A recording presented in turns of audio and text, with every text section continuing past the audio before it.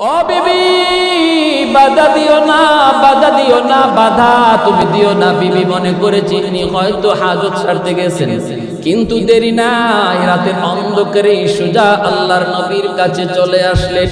দরজার সামনে এসে সালাম দেয়া দিলেন, আসসালাতু আসসালামু আলাইকা ইয়া রাসূলুল্লাহ। নবীজি দরজা খুললেন, আল্লাহর নবী দরজা খুললেন। নবী বলতেছেন, তুমি আউফ ইবনে মালিক? বলে, জি নবী, আমি আউফ ইবনে মালিক। আল্লাহর নবী বলেন, আউফ রে, আমি তো তোমার জন্যই অপেক্ষা করতেছি। আউফ ইবনে মালিক অবাক মনে আমার নবীর চেহারার দিকে তাকায় তিনি ভাবতেছেন, গো মালিক, আমি যে নবীর দরবারে আসতেছি, আমার দিলের খবর কেউ জানে না, স্ত্রী জানে না, সন্তান জানে না, আমার গোষ্ঠীর লোক কেউ জানে না। আমি যে নবীর কাছে আসতেছি, খবর নবীরে জানাই লোকে, নবীকে এই জন্য আমার জন্য অপেক্ষায়। আল্লাহর নবী বলতেছে, নাও তুমি বসো। আউফ চোখের পানি সেরে সেরে বলতেছে, নবী গো, আমাকে বসতে পরে কোন, আমি মন জুড়াইয়া, চোখ জুড়াইয়া আমি আপনার নুরানি চেহারাটা আগে দেখে নি। আল্লাহ নবী মায়ার নবীর চেহারার দিকে তাকায়া তিনি চোখের পানি ধরে ধরে কাঁদতেছেন। নবী জিজ্ঞেস করে, আউফরে তুমি কান্দ কেন? আউফ কয়, নবী গো, আমি যে দেরি করে আপনার কাছে এসেছি গো নবী, এজন্য আমি কাঁদতেছি। যদি আমি এই দিনটার আগে মারা যাইতাম, তাহলে তো আমি চিরস্থায়ী জাহান্নামী হয়ে যাইতাম। আমার নবীর নুরানি চেহারা যদি আমার দেখার সৌভাগ্য না হতো, দুনিয়ায় আসা যাওয়া আমার ব্যর্থ ছিল। ওগো নবীজি, আমি আর দেরি করতে চাই না। এই চেহারা মিথ্যাবাদীর চেহারা হতে পারে না, এটা নবীর চেহারা, নবুয়তি চেহারা। আমি আর দেরি করব না, কালেমা পড়া মুসলমান বানায়া দেন। কালেমা পড়ে মুসলমান হয়ে গেলেন। লম্বা ঘটনা সংক্ষেপে বলে ফেলতেছি। চলে আসলেন তিনি তার গোষ্ঠীর কাছে, গোত্রের লোকের কাছে। আসার পরেই তিনি দাওয়াতের কাজ শুরু করে দিলেন। দিলের ভিতরে যার ঈমান একবার ঢুকে রে যুবক, ঈমানের আলো কখনো গোপন রাখা যায় না। পূর্ব দিগন্তে যখন সূর্য উঠে যায়, এই সূর্য আর কখনো গোপন রাখা যায় না। সূর্যের আলো কখনো গোপন রাখতে কেউ পারেও না। ঈমানের নূর যার দিলের ভিতরে ঢুকে যায়, এই নূর কখনো চাপা দিয়ে রাখা যায় না। ইনি তো আইসে দাওয়াতের কাজ শুরু করে দিলেন। গোত্রের লোকেরা এনার বিরুদ্ধে দাঁড়ায় গেল। সবাই ওনাকে হত্যা করে ফেলবে, কিন্তু কেমন করে করবে? নেতা মানুষ স্ত্রীর কাছে যায় বলতেছে, ভাবি, আপনার স্বামী আপনার জিগায় নাই, কালেমা পড়ে মুসলমান হয়ে গেল, আপনি আমাদের সাথে আসেন, পরে আমরা সাইজ করে ফেলবো। কিন্তু বিবি বলতেছে, তিনিও একজন জমিদারের মেয়ে মক্কার। ইনি বলতেছে, আমার স্বামীর তোমরা মারবা, কাটবা, আমি জীবিত থাকতে অসম্ভব, এটা হতেই পারে না। এত বড় কথা তোমরা কেমন করে বললা? তাহলে শুনে রাখো, আমিও আজ থেকে আমার স্বামীর সাথে কালেমা পড়ে মুসলমান হয়ে গেলাম। সব কিছুর ভিতরে আল্লাহ করে, আল্লাহ পালে, আল্লাহ দেয়, আল্লাহ খাওয়ায়, আল্লাহ পালে। এমন ইতিম যার দিলের ভিতরে বসায় রাখছে রে যুবক, আল্লাহ বলেন সেই মুত্তাকি। আল্লাহ বলেন ওই মুত্তাকির জন্য সুসংবাদ। সমস্যা তোমার সামনে আসবে, সমাধান করব আমি আল্লাহ। সুবহানাল্লাহ জোরে বলেন, সমাধান করবেন কে? আরেকটু জোরে বলেন কে? আরেকটু জোরে বলেন কে? প্রচন্ড গরমের বিপদ থেকে যদি বাঁচতে হয়, তাহলে দিলের ভিতরে কারে বসাও? আরেকটু জোরে, কারে বসাও? রোদ দেখে, বৃষ্টি দেখে। এ যুবক, তুমি যদি নিজের ইচ্ছায় বৃষ্টি নামাইতে চাও, দুবাইয়ের বাদশা, আরব আমিরাতের বাদশা নিজে কৃত্রিম ভাবে বৃষ্টি নামাইতে চায়, তাহলে একই দুর্বল হয়ে গেল। আল্লাহ বলে, আমি বৃষ্টি দেই, আমি খাওয়াই, আমি পালি, আমি তোমারে বাঁচাই। এই একই থেকে যদি তুমি দূরে আসো, তাহলে বিপদ থেকে উদ্ধারের পথ তুমি খুঁজে পাবা না। বিপদ আইসে নি না আইসে না? দুবাইতে আইসে নি না আইসে না?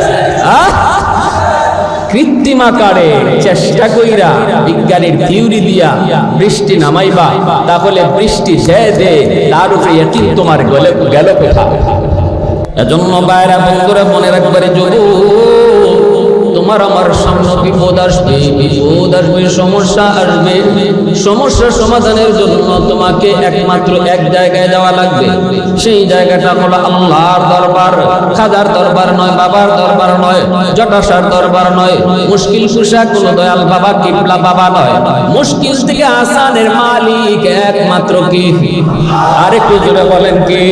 দিলের ভিতরে এই ইয়াকিনটা তুমি স্বচ্ছ রাখো, এই বিশ্বাসটা দিলের ভিতরে তুমি অটুট রাখো। আল্লাহ বলে, বান্দা আমি তোর দিল দেখি, আমি তোর দিল দেখি, মানুষে তোর দিল দেখে না। আমি আল্লাহ তোর দিলের হালত দেখতেছি, বসতেছি, জানতেছি। আল্লাহু আলিমুম বিদাতিস সুদূর। দিলের খবর জানেন কে? আরেকটু জোরে, দিলের খবর জানেন কে? রব্বুল আলামিন। তিনি বলেন, বান্দা আমি যদি দেখি বিপদ দেওয়ার পরও তুমি আমার শুকরিয়া আদায় করো, বিপদ থেকে উদ্ধারের জন্য আমি আল্লাহর কাছে তুমি চাও, বিপদ থেকে উদ্ধার হওয়ার জন্য আমার কাছে তুমি প্রার্থনা করো, তাহলে বিপদ যিনি দেয় তিনি তো বিপদ থেকে উঠায়, ঠিক কিনা? তাহলে এই গরম থেকে বাঁচার জন্য নিজে নিজে চেষ্টা করব না আল্লাহর কাছে চাইব? হিট অফিসার দিয়ে কোনো লাভ হবে না। অফিসার না আরো বড় অফিসার নিয়োগ করে লাভ হবে না।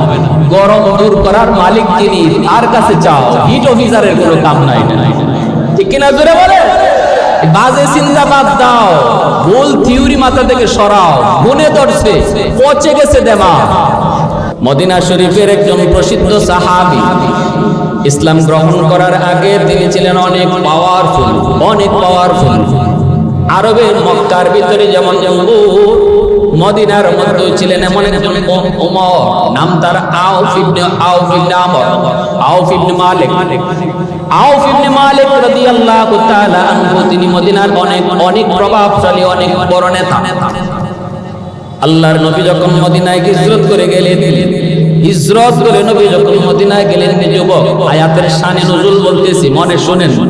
বিপদ থেকে আল্লাহ উদ্ধার করে কেমনে? আল্লাহর কাছে চাইলে আল্লাহ বিপদ থেকে উদ্ধারের পথ খুঁজে দেয় কেমন করে। নবীজি মদিনায় হিজরত করলেন, মদিনার মানুষেরা নবীজির কাছে গেল, দলে দলে গেল। আল্লাহর নবীর কাছে আউফ ইবনে মালিক ইনিও যেতে চান, কিন্তু ওনার গোষ্ঠীর লোকরা, ওনার কর্মীরা, ওনার ভক্তরা ওনাকে নবীর কাছে যেতে দেয় না। উনি যেতে চান কিন্তু ভক্তরা যেতে দেয় না, কারণ ভক্তরা মনে করেছে যদি উনি মুহাম্মদুর রাসূলুল্লাহর কাছে যান তাহলে যাইয়া দেরি নাই কালেমা পড়ে মুসলমান হয়ে যাবে। কারণ আমার আপনার নবী, মায়ার নবী, দয়ার নবীর কাছে কেউ যদি যায় রে যুবক, কত মানুষ বলেছে পাগল, পাগলের কাছে যেও না, কিন্তু নবীর চেহারা দেখা মাত্রই বুঝে গেছে না না, জীবনে কত পাগল দেখেছি, পাগলের চেহারা এত সুন্দর হয় না। ওরা যতই বলে পাগল, কিন্তু মানুষ ততই নবীকে দেখতে যায়, আর দেখতে যায় মুসলমান হয়ে যায়, ঠিক না? আল ইনসান হারিসুন ফিমা মুনিয়া। আরবিতে একটা প্রবাদ আছে, মানুষ যেদিকে বাধা দেয় এইদিকে যায়ও না, ওই বাধার দিকে মানুষ আরো বেশি যায়, ঠিক কিনা? যখনই লিডাররা কয় মোহাম্মদ পাগল যায়ও না, তখন সাধারণ মানুষে কয় কেমন পাগল একটু দেখে আসি, যায় দেখার জন্য পাগল, কিন্তু যে কালেমা পড়ে মুসলমান। ভাইয়েরা বন্ধুরের জন্য বলতেছে, আউফ ইবনে মালিক এনাকে এইভাবে দেয় না, বাধা দেয়, বাধা দেয়, বাধা দেয়। একটা পর্যায়ে 6 বছর চলে গেল, সংক্ষেপে বলি 6 বছর চলে গেল। এইদিকে আল্লাহর নবী, রহমতের নবী আউফ ইবনে মালিককে স্বপ্নে দেখালেন। নবী স্বপ্নে দেখায় বলতেছেন, আউফ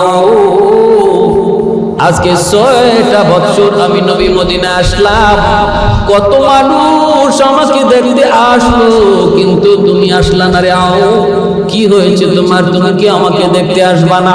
কারো কথা শুইছো না, তুমি ডাইরেক্ট চলে আসো। আল্লাহু আকবার। ঘুম থেকে পাগলের মতো উঠে গেলেন। বিবি ডাক দিয়ে বলতেছে, স্বামী গো তুমি কই যাও? আউফ বলতেছেন, আমাকে বাধা দিও না, আজকে রাতের স্বপ্নে আমাকে একজন ডাকতেছে।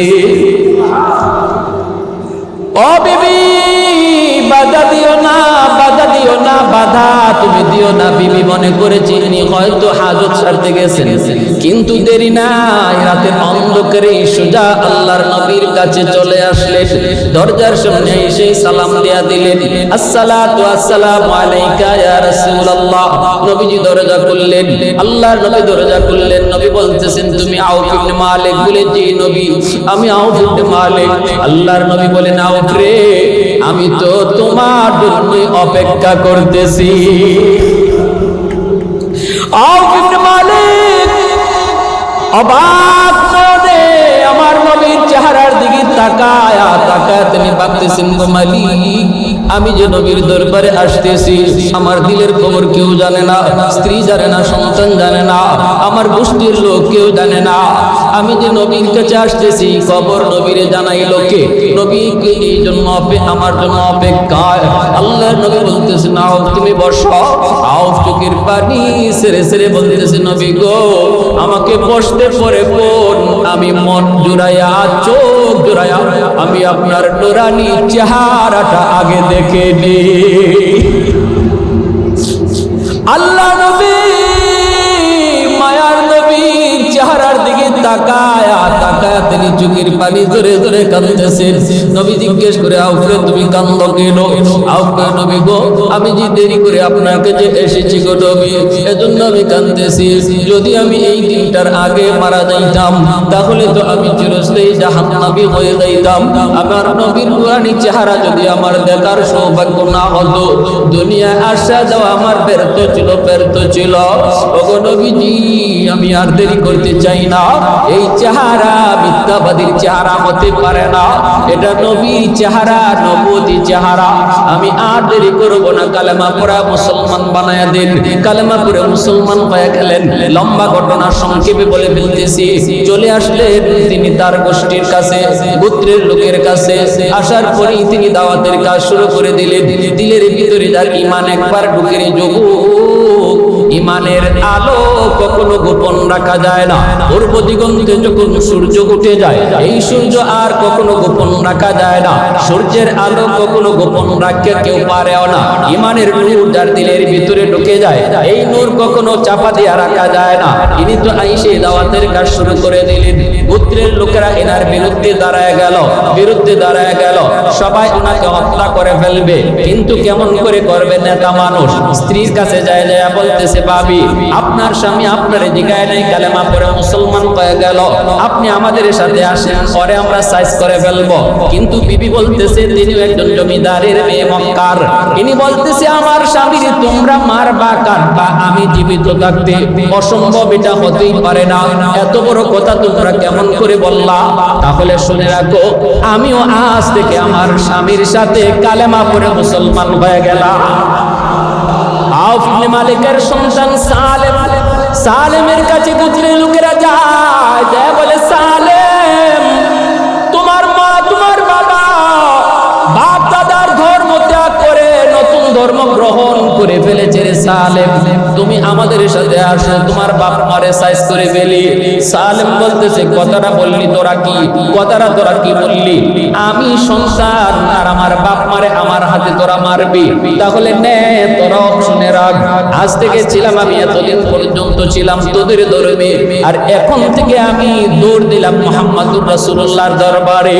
আমি আজ থেকে নিজেকে মুসলমান দাবি পরিচয় দেব।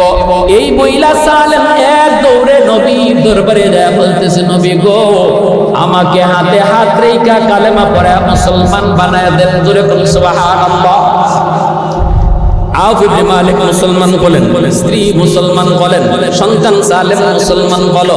শুরু হয়ে গেল গোষ্ঠীর নির্যাতন, শুরু হয়ে গেল তাদের অমানসিক নির্যাতন, সালেমের উপর নির্যাতন শুরু হয়ে গেল, তাদেরকে বয়কট করা।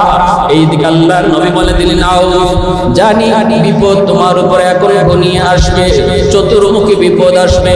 শোনো রে সালেম, তুমি যদি ওই বিপদ থেকে মুক্তি চাও, তাহলে বেশি বেশি করে আল্লাহর উপর ভরসা রাখবা। খাওয়ায় আল্লাহ, ফালে আল্লাহ, বিপদে আল্লাহ, বিপদ থেকে উদ্ধার করে নেওয়ালা কে? ওমাই ইয়াতাওয়াক্কাল আলাল্লাহ ফাহুয়া হাসবু। আল্লাহর উপরে যে ভরসা রাখে 100 আল্লাহ তার সাথে ব্যবহারও করে 100। ঠিক না? আল্লাহ পাকের উপরে যদি আপনার ইয়াকিন থাকে 100 আল্লাহ লেনদেন করে 100 আল্লাহ নবী বলে ও লা হাওলা ওয়ালা কুওয়াতা ইল্লা বিল্লাহিল আলিয়্যিল আযীম। এই দোয়াটা বেশি বেশি তুমি পড়বা, বেশি বেশি তুমি দোয়াটা পড়বা, আল্লাহর উপর ভরসা রাখবা। এই সবকটা আল্লাহর নবী দিয়ে দিলেন। কয়েকদিন পরেই দেখা গেল সালেমকে ওরা অপহরণ করে ফেলল। বাজার থেকে আসার পথে আউফ ইবনে মালিকের সন্তান, একমাত্র সন্তান সালেমকে ওরা অপহরণ করে পাহাড়ের একটা গুহার মধ্যে নিয়ে আটকায় রাখলো। এইদিকে আউফ আল্লাহর নবীর কাছে যায় বলতেছেন, নবী গো, আজ সারা রাত সন্তানের জন্য অপেক্ষা করেছি, কিন্তু সন্তান আসে নাই। মনে হয় দুশমন আমার সন্তানকে অপহরণ করে নিয়ে গেছে। নবী গো, আমার আর কোনো সন্তান নাই গো নবী, একমাত্র একটা মাত্র সন্তান, আমাকে আপনি কোনো একটা ব্যবস্থা দেন।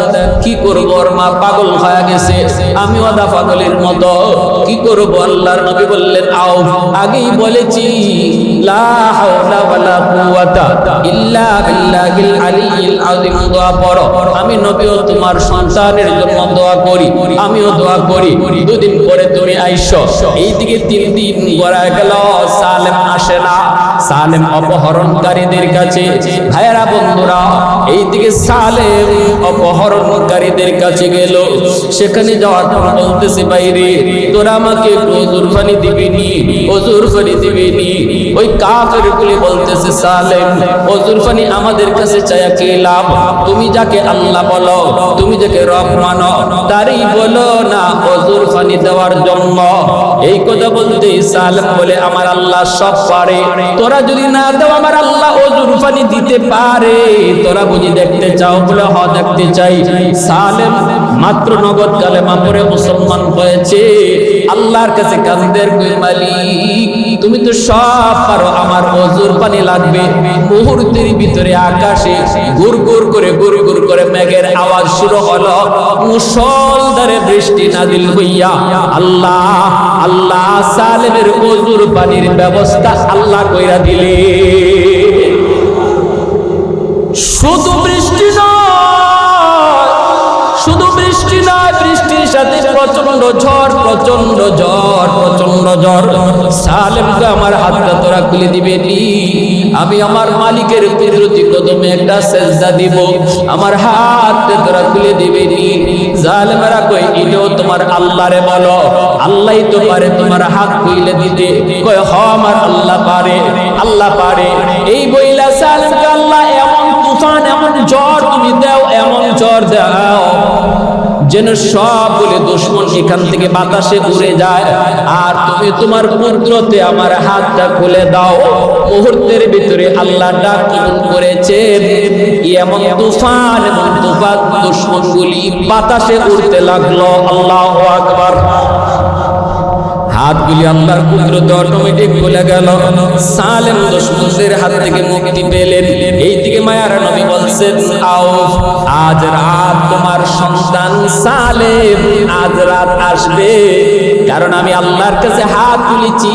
আল্লাহ আমাকে মুনাজাতের ভিতরে এই খুশখবর জানায় দিছে, সন্তানের জন্য সারা রাত যায় নামাজে বসে বসে অপেক্ষা কইর।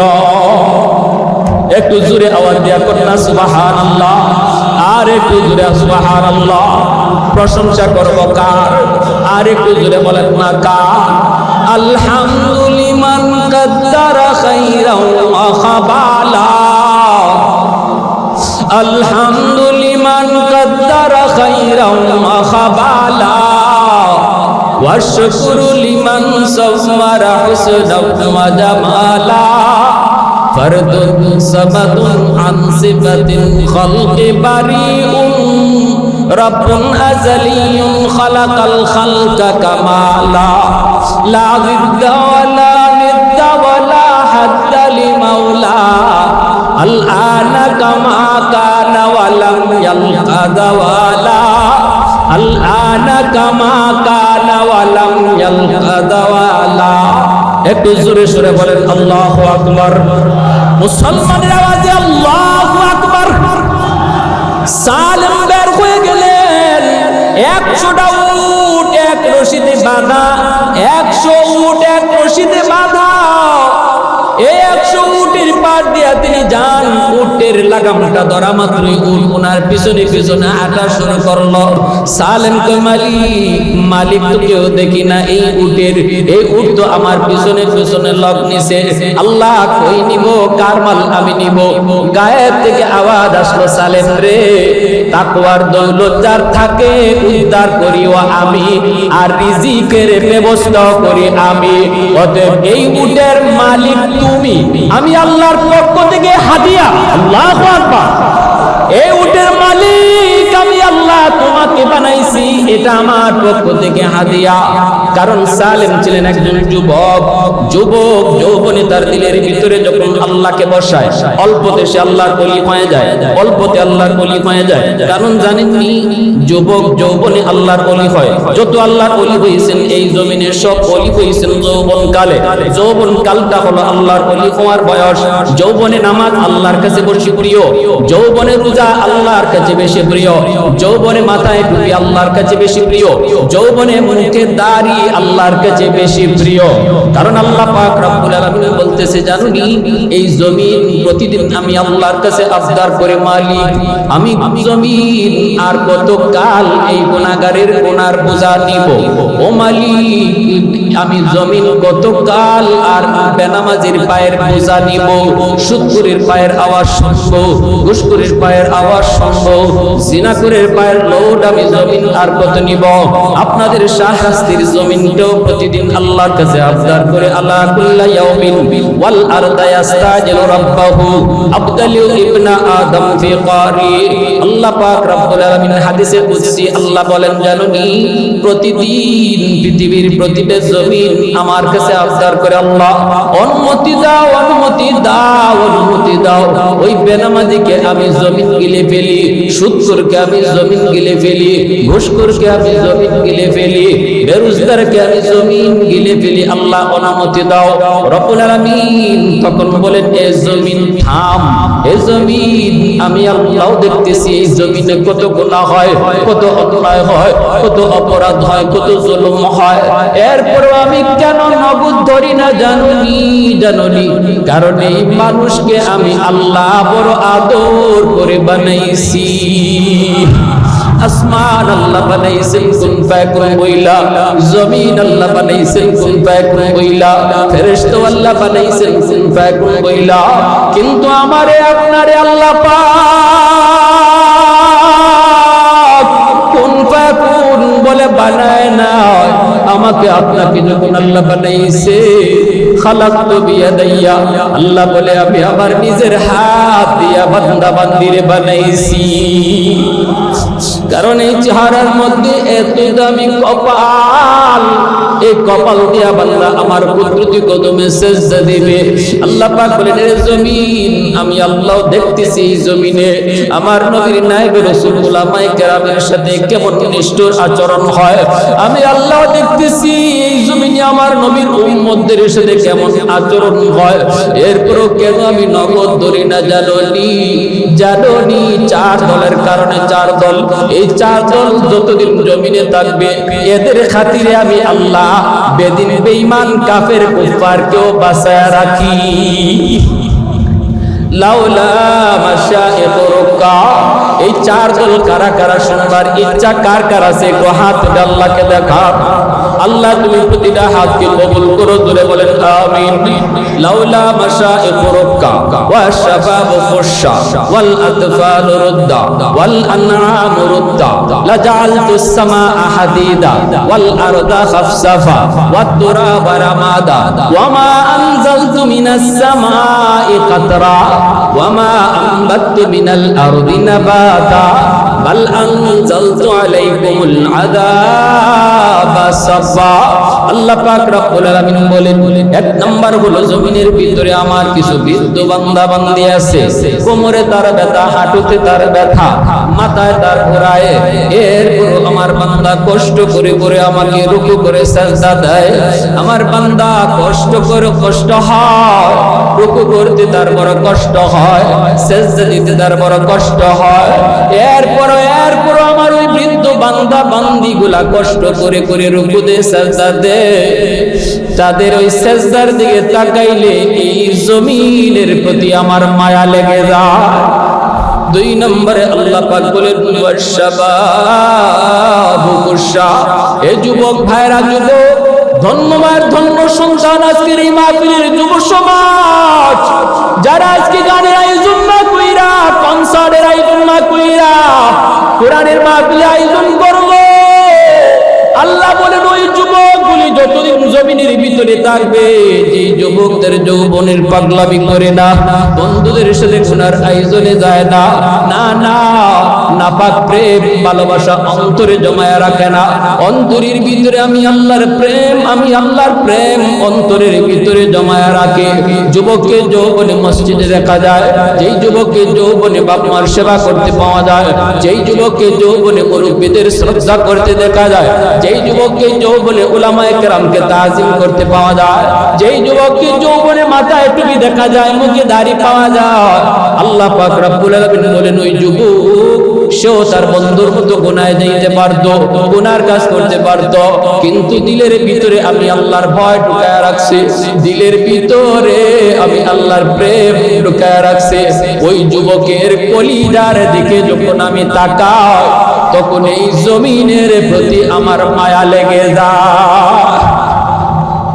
ওয়াল আতফালু রুদ্দা, আল্লাহ বলেন 3 নম্বর হলো ঘরে ঘরে কিছু শিশু বাচ্চা আছে, ওই শিশুগুলার উপরে শরীয়তের কোনো বিধিবিধান নাই, শিশুদের উপরে নামাজ নাই, রোজা নাই, হজ নাই, যাকাত নাই, শিশুদের কোনো গুনাহ নাই, গুনাহ করছে তার মা, গুনাহ করছে তার বাবা, গুনাহ করছে তার ভাই, গুনাহ করেছে সমাজের অন্য মানুষগুলা, ওই গুনাহগারদের গুনার কারণে জমিনে যখন গজব আসতে চায়, আমি আল্লাহ তাকায় দেখি তার ঘরে শিশু অবুঝ কিছু নিষ্পাপ শিশু বাচ্চা আছে, ওই শিশু বাচ্চাদের কোনো অপরাধ নাই, কিন্তু গজবের ভিতরে শিশুটাও পইরা যায়, অথচ শিশুটার কোনো দোষ নাই, অপরাধ নাই, ওই শিশুদের প্রতি তাকাইলেও এই জমিনের প্রতি আমার মায়া লেগে যায়।